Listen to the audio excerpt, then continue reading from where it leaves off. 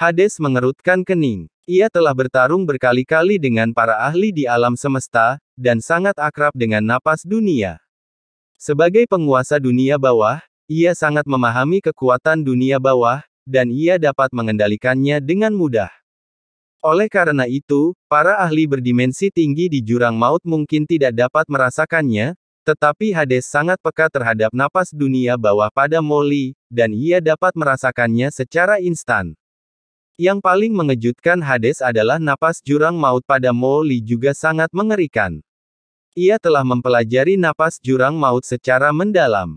Setelah bersembunyi di jurang maut selama bertahun-tahun, ia juga mampu mengendalikan kekuatan jurang maut. Namun, Hades tahu betul bahwa kendalinya didasarkan pada pemahaman akan aturan jalan dan pemahaman jurang maut untuk mengendalikannya secara paksa. Hal itu mirip dengan mengendalikan senjata tertentu. Namun, napas jurang pada Molly di depannya bukanlah untuk mengendalikan kekuatan jurang seperti mengendalikan senjata.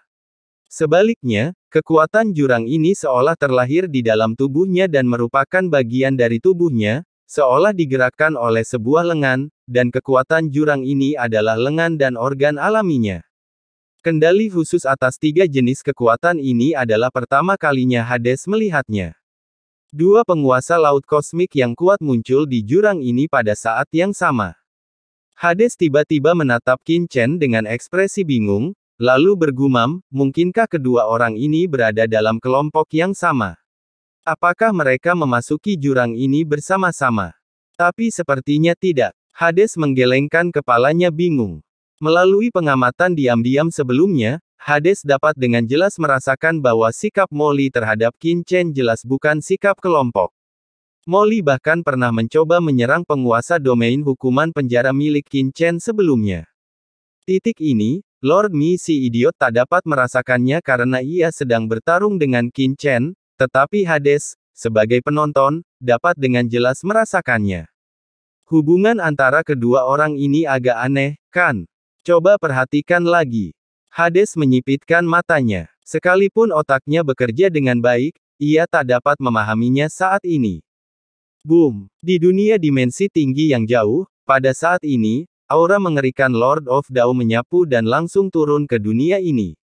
Itu adalah tubuh asli Lord Dao spiritual, yang akhirnya tiba setelah bergegas dari Abyss of Eternal Silence. Apakah klon Lord Dao penghancur sudah mati? Melangkah keluar dari dunia dimensi tinggi, Lord Dao spiritual menyaksikan klon Lord Dao penghancur mati di tangan Molly. Ia tak dapat menahan diri untuk mengecilkan pupilnya dan merasa gembira. Bagus, sangat bagus. Awalnya ia khawatir jika ia menangkap Molly di depan klon penguasa Dao penghancur, lalu tubuh asli penguasa Dao penghancur datang untuk memintanya, ia akan kesulitan menjelaskannya. Namun, sekarang klon penguasa Dao penghancur sudah mati, sungguh luar biasa. Ketika tubuh asli penguasa Dao penghancur lolos dari jurang keheningan abadi dan datang untuk memintanya, ia akan tetap tidak tahu apa-apa, jadi wajar saja ia tidak perlu menyerahkan Molly. Lagi pula, penguasa Dao penghancur akan mati tanpa bukti apapun. Namun, setelah memasuki jurang, aku tidak menyangka kekuatan anak ini akan meningkat secepat itu. Awalnya di reruntuhan 10.000 dewa, meskipun kultivasi anak ini buruk, ia masih belum mampu melawan salah satu avatarku. Kemudian, avatarku terluka parah akibat pengepungan 3 orang kuat, leluhur generasi ketiga negara kuno Tianhuang, leluhur klan Kaisar Mayat Hidup, dan lelaki tua Kuji, dan cukup beruntung untuk lolos melalui lorong jurang. Tapi baru beberapa saat sejak terakhir kali kita bertemu, dan anak ini berhasil membunuh avatar Daois penghancur. Dia pasti punya rahasia mengejutkan yang bisa mengendalikan klan Abisku. Rahasia ini kemungkinan besar telah dipelajari oleh banyak master dimensi tinggi di laut semesta selama ratusan juta tahun. Petik 2. Rahasia ini pasti berada di tanganku. Daois spiritual itu bersemangat dan bergegas menuju bagian depan iblis itu. Ruang di bawah kakinya terkompresi tanpa henti dan mendekat dengan cepat. Ketika Daois spiritual itu dengan cepat mendekati inti wilayah Daois penghancur. Di dunia dimensi tinggi, di kehampaan yang jauh di belakang Daois spiritual, Daois Abyss dengan cepat bergegas ke arah Daois spiritual. Arah ini, memang wilayah Dao Lord of Destruction. Jadi, apa yang sebenarnya terjadi di wilayah Dao Lord of Destruction? Bas. Saat ia berpikir dengan tatapan muram di matanya, aura kematian klon Dao Lord of Destruction datang dengan tenang. Fluktuasi ini, fluktuasi dimensi tinggi. Itu bukan penguasa Dao-Dao spiritual. Penguasa Dao-Dao spiritual seharusnya belum datang untuk bertindak, jadi siapa dia? Wajah penguasa Dao Yuan berubah. Ia tak menyangka bahwa sebelum penguasa Dao-Dao spiritual turun ke wilayah kekuasaan penguasa Dao kehancuran, aura pertempuran dimensi tinggi terpancar. Ini jelas berarti saat ini, setidaknya ada dua makhluk setingkat penguasa Dao di wilayah kekuasaan penguasa Dao kehancuran yang sedang bertindak. Jika salah satu dari mereka adalah klon penguasa Dao kehancuran, lalu bagaimana dengan yang satunya? Boom! Penguasa Dao Yuan mempercepat langkahnya, tak lagi menyembunyikan auranya, dan segera melesat pergi. Ia harus sampai di sana secepat mungkin. Inti wilayah kekuasaan penguasa Dao kehancuran. Pergi, pergi, pergi. Molly melahap esensi klon penguasa Dao kehancuran, sambil tampak cemas, dengan panik mendesak pusaran dunia pemakan. Kekuatan mengerikan dari ruang dimensi tinggi melonjak keluar dari tubuhnya, mengguncang kehampaan, membuat sosoknya seperti bayangan tak terlihat, tiba-tiba melarikan diri ke dalam kehampaan. Ia harus pergi dari sini sesegera mungkin. Karena ia telah membuang terlalu banyak waktu membunuh klon Dewa Kehancuran, jika ia menunda lebih lama lagi, Dewa Dao Spiritual harus bertindak. Metode spasial seperti itu. Dewa Dao Spiritual telah turun ke inti wilayah Dewa Kehancuran, tetapi karena jaraknya terlalu jauh, ia tidak dapat bertindak. Pada saat ini, melihat metode Molly untuk melarikan diri ke dalam kehampaan, pupil matanya tiba-tiba mengecil. Apakah ini teknik melarikan diri dimensi tinggi? Oh tidak, anak ini akan kabur. Hati sang guru roh mencelos. Anak ini jelas tidak tahu bagaimana melakukan ini ketika pertama kali memasuki jurang. Sudah berapa lama dia berada di jurang, dan dia telah menguasai teknik melarikan diri dimensi tinggi. Hentikan dia. Boom! Sang guru roh tiba-tiba mengaktifkan sumber energi di tubuhnya, dan tiba-tiba kekuatan tak terlihat turun dari dunia dimensi tinggi, langsung menyelimuti kehampaan tempat Molly berada. Sudah berakhir. Hati Molly mencelos. Dia masih terlambat. Molly sudah merasakan kekuatan dimensi tinggi yang mengerikan turun dari kehampaan dan menyelimuti kehampaannya sendiri. Itu adalah kekuatan spiritual sang guru roh. Saat sang guru roh mendekat dengan cepat, tatapannya tertuju pada Qin Chen, yang tidak jauh dari Molly. Aura penghancur dimensi tinggi. Sang guru roh merasakan jejak kekuatan dimensi tinggi yang mengerikan pada Qin Chen. Kekuatan dimensi tinggi ini mirip dengan sumber energi penghancur milik guru pemusnahan, dan berasal dari garis keturunan yang sama dengan guru pemusnahan. Kapan ahli tingkat tinggi seperti itu muncul di bawah komando Tuan Midao? Aku belum pernah melihatnya sebelumnya. Tuan Lingdao bingung dan curiga. Ia familiar dengan aura Tuan Hukuman Penjara, Tuan Cahaya Lilin, dan Tuan Lianci di sekitar Qin Chen, tetapi ini pertama kalinya ia melihat aura itu pada Qin Chen. Di bawah tatapannya, ia melihat kekuatan penghancur terpancar di wajah Qin Chen, dan matanya penuh duka dan amarah. Detik berikutnya, raungan bagai guntur keluar dari orang ini. Kau berani membunuh klon Tuan Midao, kau mencari kematian. Mata Qin Chen merah padam, sangat sedih dan marah, dan suaranya mengandung niat membunuh yang tak berujung, yang bergema liar di antara langit dan bumi.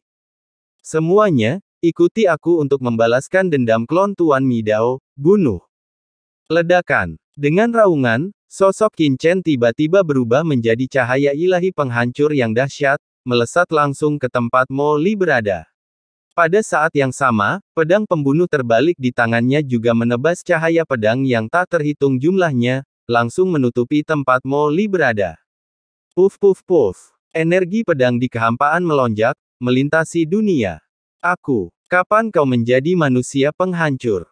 Molly sangat marah hingga hampir muntah darah. Anak ini berani berkomplot melawannya. Tapi saat ini, dia tidak bisa lagi peduli.